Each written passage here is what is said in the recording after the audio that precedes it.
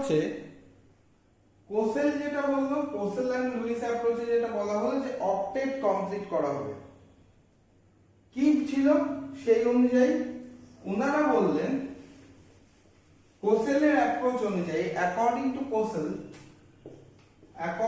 কোসেল and Luis বললেন যে only the valence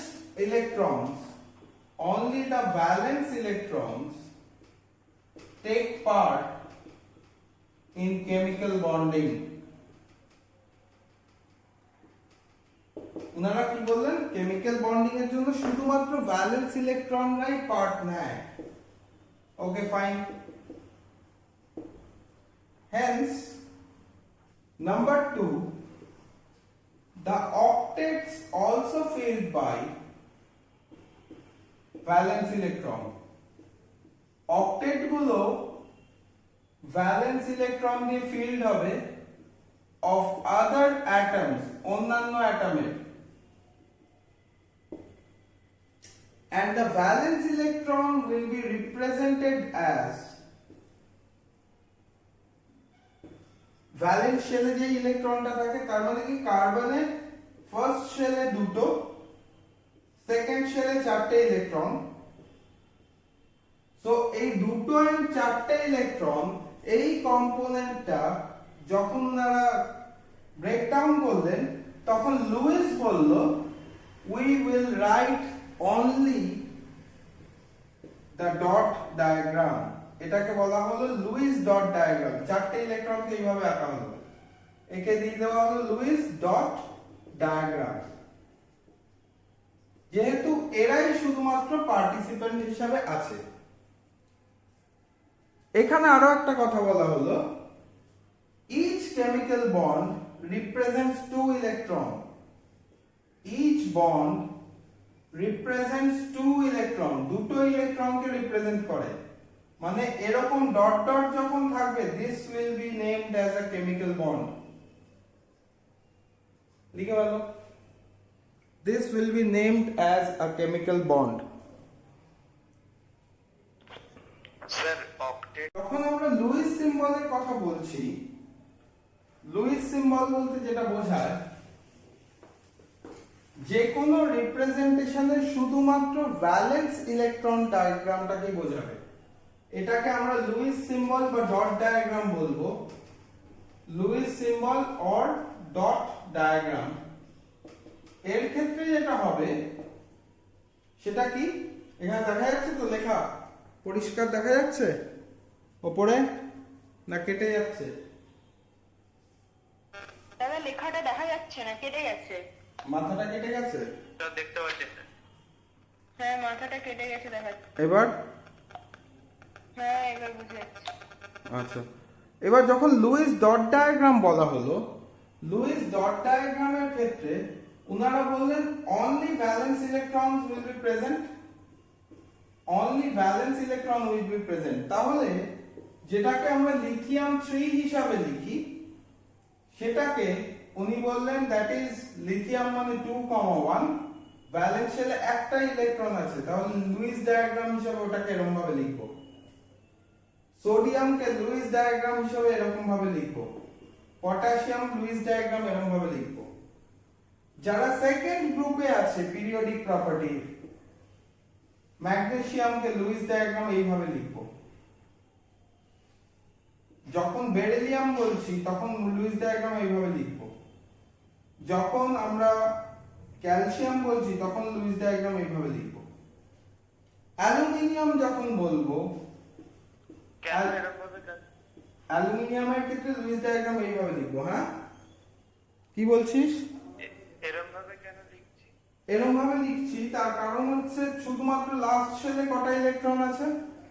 last শেলে देयर আর 3 ইলেকট্রনস। অ্যালুমিনিয়ামের ক্ষেত্রে কত? অ্যালুমিনিয়াম 13 তো, তাহলে অ্যালুমিনিয়াম 13 হলে 2,8,3 লাস্ট শেলের ইলেকট্রনটাকে নিচ্ছি, রাইট? এইবার এখানে বেরিলিয়ামের পাশাপাশি পড়ে গেছে। এইবার কেন দুটো ইলেকট্রনকে দুটো টার্মিনাল এন্ডে লিখবো বিকজ এই ইলেকট্রনটা both are negative and each electron repels each other. প্রত্যেকটা ইলেকট্রন একটা আরেকটাকে রিপেল করতে থাকবে, ঠিক আছে? যখন রিপেল করতে থাকবে তখন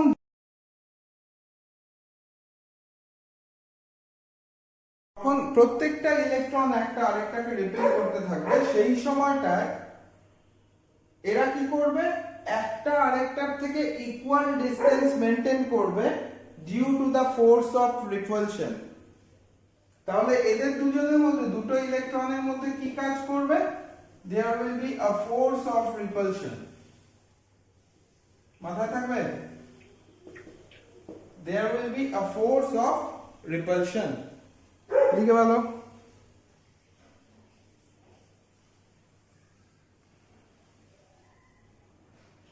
কি অপোজিট সাইডে আছে? হ্যাঁ, দুটো টার্মিনাল এন্ডে আছে। এইবার এর পেছনে ওনারা কি যুক্তি দিলেন? যখন ভ্যালেন্স ইলেকট্রন আঁকতে গেলেন এর পেছনে ওনাদের যুক্তিটা কি ছিল সেই যুক্তিটা আমরা একটু দেখব, ঠিক আছে? যেটা ওনারা বললেন যে every electron will repel each other because প্রত্যেকটা কম্পোনেন্ট একটা অরবিটাল দিয়ে তৈরি। Those orbitals will repel each other due to their electronic density or electronic charge. কি বললেন? যেমন যখন কার্বনকে আঁকলেন, কার্বনের লাস্ট শেলে কটা ইলেকট্রন ছিল? 4টে ইলেকট্রন ছিল।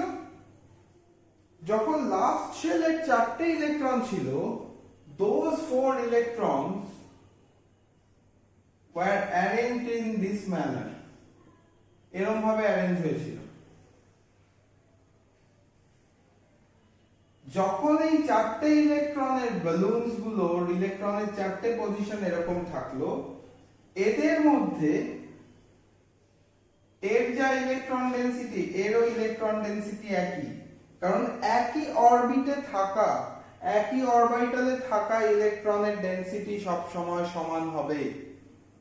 এইখানে যে ইলেকট্রন ক্লাউডটা আছে, একে আমরা বলবো electron cloud. They will form same kind of electron cloud and they will repel each other. That is why it is drawn in a 4-terminal manner. একে লিখে নাও, this is a 4-terminal manner due to the electron cloud repulsion. এখানে একটা electron cloud, এখানে একটা electron cloud, যার জন্য উনারা কি বললেন, দুটো টার্মিনাল এন্ডে সব সময় ইলেকট্রনস গুলোকে এরকম ভাবে রিপ্রেজেন্ট করতে হবে। লিখে ভালো।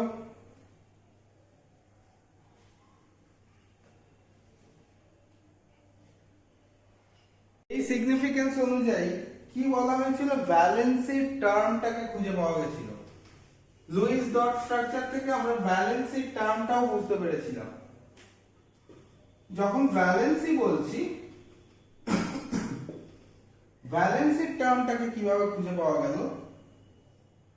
উনারা বলল ভ্যালেন্স শেল ইলেকট্রনে the number of valence shell electron from 1 to 4, number of valence shell electron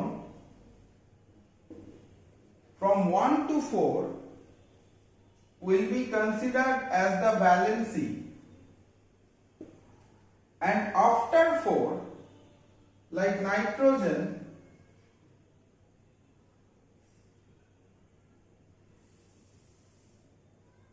it will be considered as 8 minus n. n মানে হলো number of valence electrons. আমরা করি না, নাইট্রোজেনের ক্ষেত্রে আমরা বলি 3 -3 or +5, দুটো ভ্যালেন্সি বলি। কেন? তার কারণ এখানে 5টা ইলেকট্রন আছে তাহলে 8 minus 5 is equal to 3. Minus ইলেকট্রনটা যখন রিপ্রেজেন্ট করে, minus represents the negative charge of the atom after consumption of extra electron. Right? বোঝা গেছে কি বললাম, কোথা থেকে এসছে এই কনসেপ্টটা? ওই যে আমরা ছোটবেলায় করতাম না, শুভায়ু, ঋষি, ছোটবেলায় করতি তো 8 minus 3 5 মানে তিনটে ইলেকট্রন, যাদের 5 এর বেশি হয়, 4 এর বেশি হয়। যেমন ক্লোরিনের ক্ষেত্রে ওনারা ইলেকট্রন ডট ডায়াগ্রামে 7টা ইলেকট্রন দিলেন।